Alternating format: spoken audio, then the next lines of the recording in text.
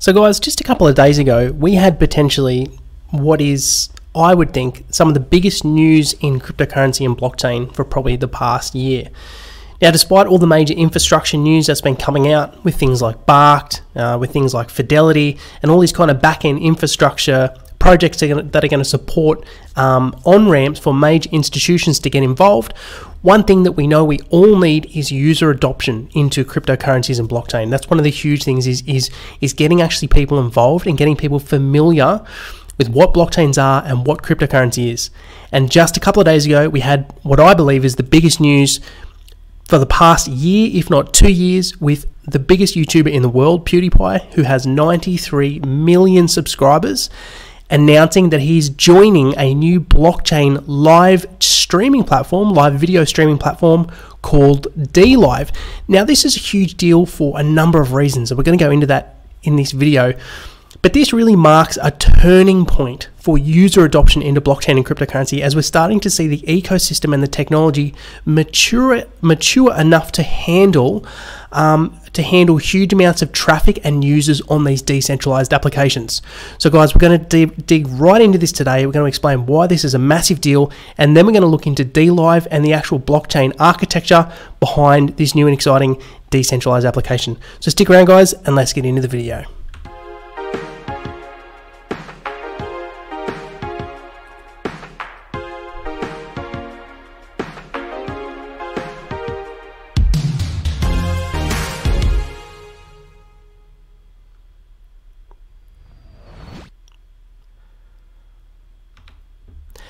Now, I'm sure most of you are going to know who PewDiePie is, and if you don't know who PewDiePie is, let me just give you a really quick rundown.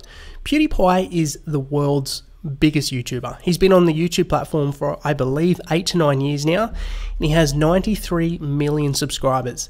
His videos, on average, get between 5 to 7 million views. Some of them even go to 50 million. I've seen even a video he did recently hit 70 million views.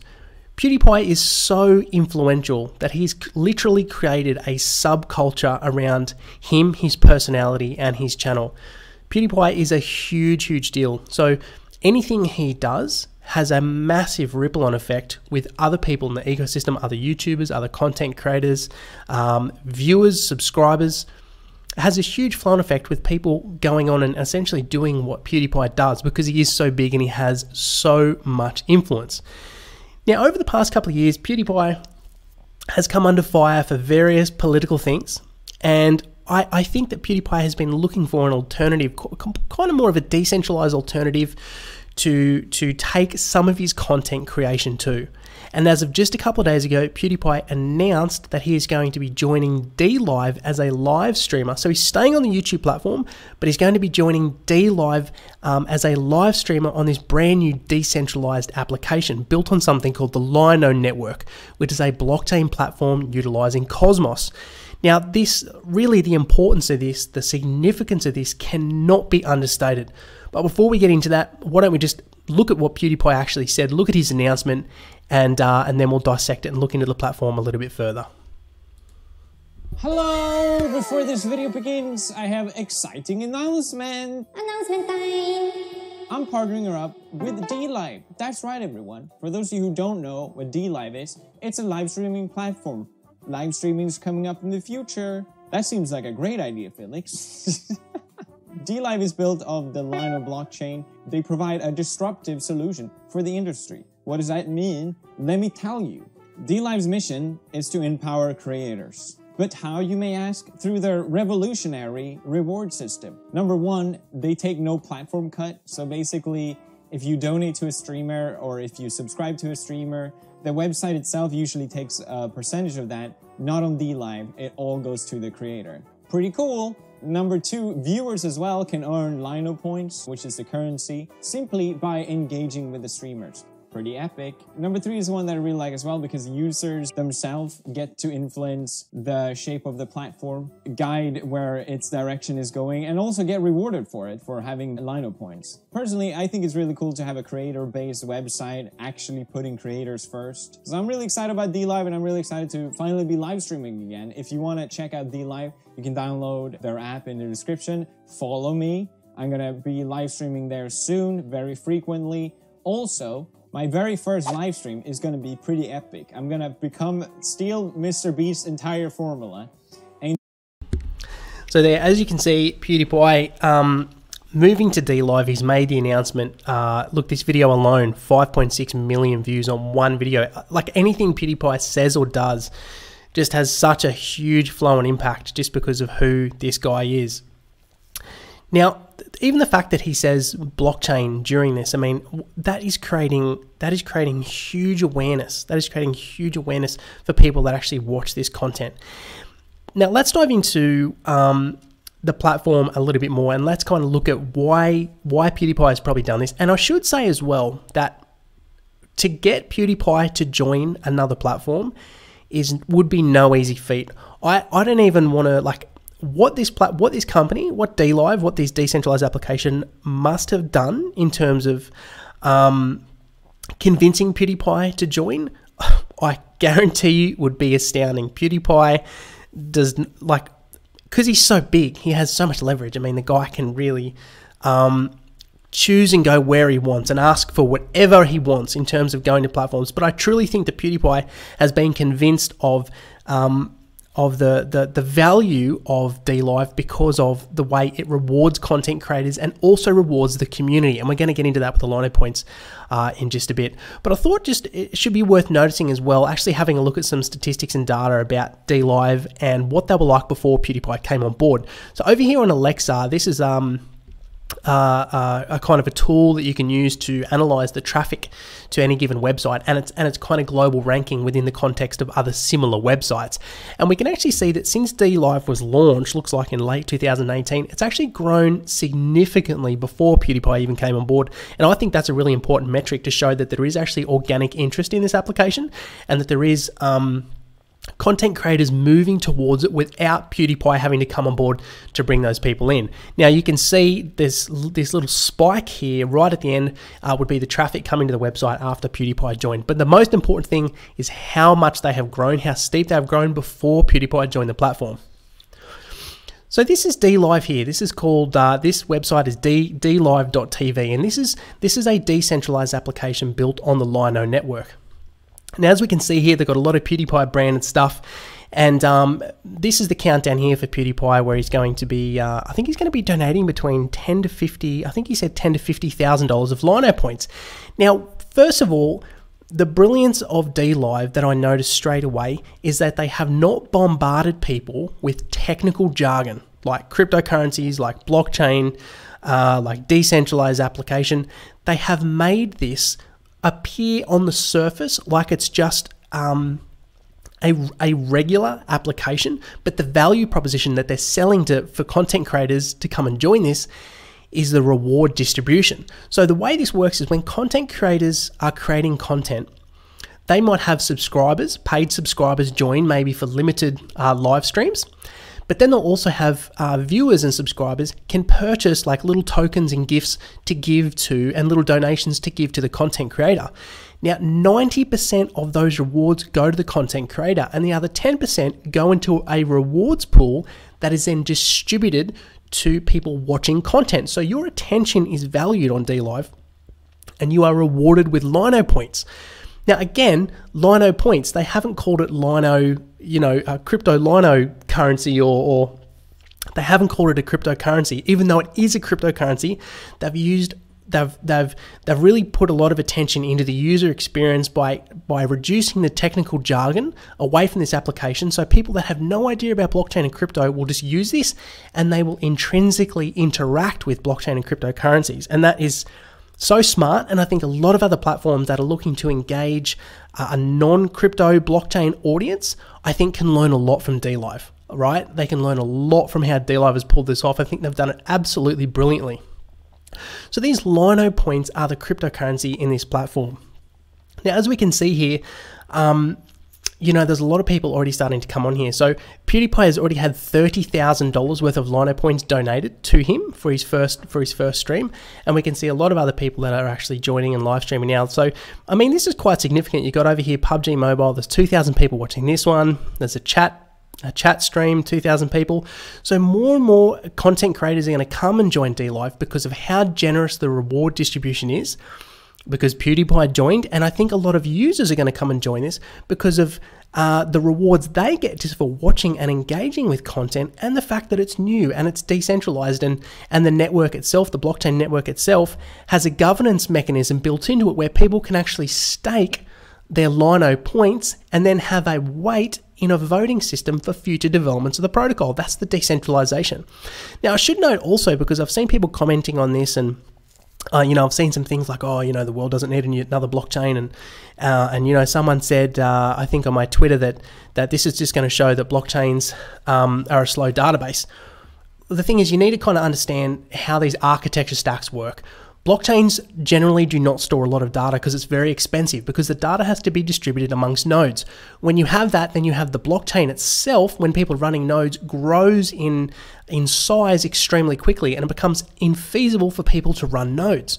So the less data stored on blockchains, the better. So what blockchains like DLive are doing is they're using the blockchain for governance, and they're using it for value creation in the form of a cryptocurrency. They're not, or highly doubtful they would be using this for data storage like video, especially HD video.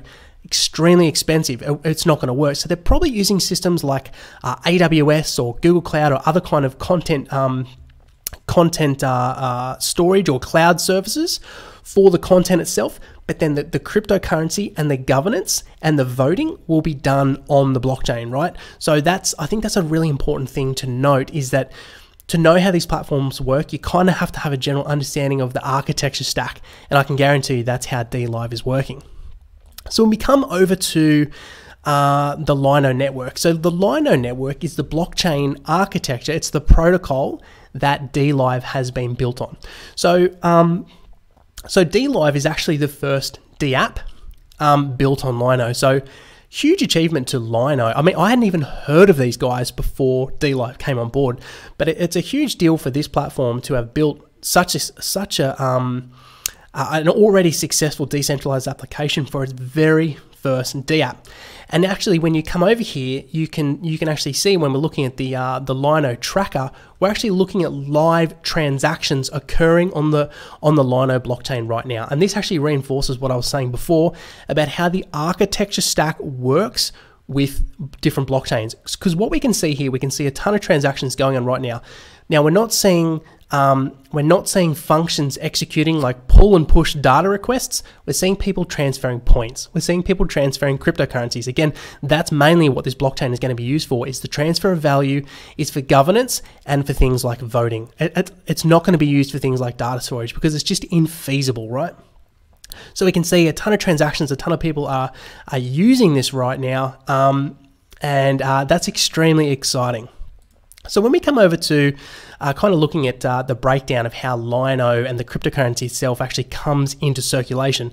So you can see here the current supply of Lino, and then there's a small amount of Lino that will be minted to reward content creators, and that's done through an algorithm. So they've built in an algorithm, I think it's called proof of value or something like that, that analyzes the engagement around a certain video, and if the metrics are coming back as positive, then additional Lino on top of subscriptions and on top of donations given to content creators will actually go to the content creators as well. So good content gets rewarded with additional Lino points.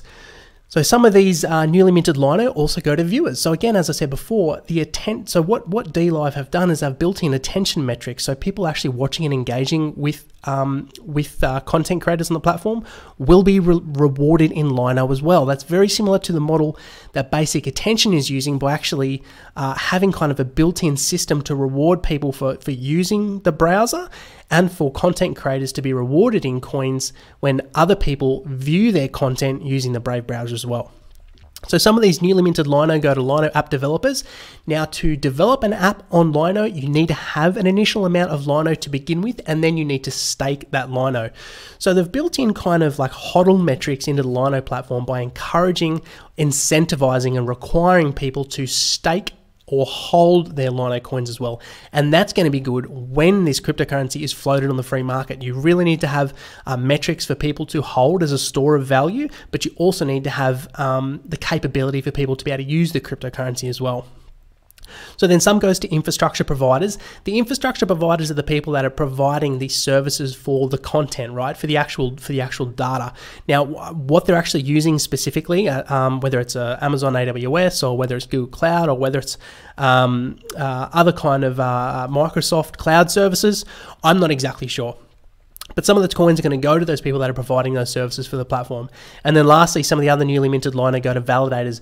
So because Lino is using Cosmos, the way Cosmos works is it uses these things called validators. Think of them similar to nodes or similar to miners on the Bitcoin network in terms of the mechanism, not actually how they operate in terms of adding additional energy. So it's essentially like a proof of stake system. That's essentially how Cosmos works. And I believe it uses as its consensus algorithm, I believe it uses delegated Byzantine fault tolerance proof of stake. So very, very, very cool stuff, guys. Like really coming back to the significance of someone like PewDiePie joining a blockchain platform. This is the beginning of what will spur a movement of people who are tired of centralized platforms not only gouging people that create content, but also controlling the content that people create. I think that the audience, in addition to content creators, are kind of resentful against centralized platforms now, and so they should be, because there's been so much censorship that's been occurring over the past few years, and there's really this value proposition that blockchain has brought with rewards distribution, with value creation and value distribution, is going to be a huge value proposition for people seeking something like that. And the fact that they convinced the biggest YouTuber in the world, again, 93 million subscribers, average views 5 to 7, if not more, million views per video, the fact that they convinced PewDiePie to join cannot be understated. And it is so exciting, and really shows us that mass adoption has begun. It has begun. It's going to be a long journey, but this is a huge first step.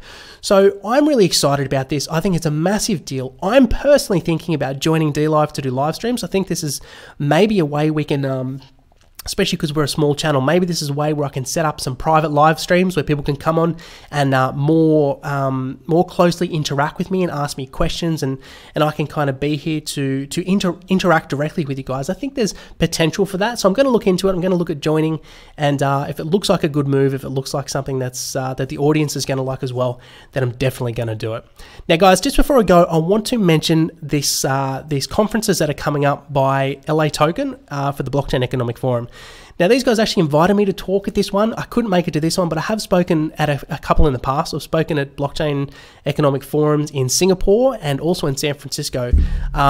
Great bunch of organizers. They always get good speakers that attend these events. They looked after me well, and I had a lot of fun and learned a lot and gained a lot of knowledge and experience from attending these conferences. Especially the networking. You'd be amazed at who attends these and who you actually end up networking with. So they're having 3 events. They're having one in LA from the 1st to the 3rd of May. They're having one in San Francisco from the 6th to the 7th of May. And they're having one in New York from the 9th from the 9th to the 10th of May. So if you guys are interested in attending one of these conferences, I'm going to put a link to this down in the description below, in addition to all the other links to the videos, to the websites discussed in this video. So guys, that's it from me. I hope you enjoyed. If you did, likes always really appreciate it. If you haven't subscribed, make sure to press the subscribe button, come on board, leave me a comment, tell me what you thought. I always read the comments and generally respond to the good ones. So guys, thanks for tuning in. I really appreciate your time. Have a great day, and I'll catch you in the next one. Cheers.